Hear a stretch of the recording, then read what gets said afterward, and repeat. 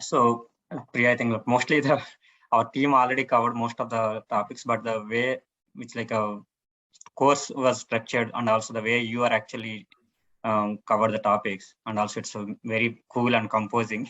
So we were like without even getting distracted, and then we were more focused on the topics, and then we got an opportunity to like practice each and every breakout session. So that's where actually we were able to play the roles. And then even though in my case I had some experience, but like the whole program was like not we haven't experienced, but it's good to have like all the overall experience.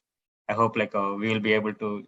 I agree like with the whole team is like it's since it's 10 members, most of us got a chance to interact with each and everyone.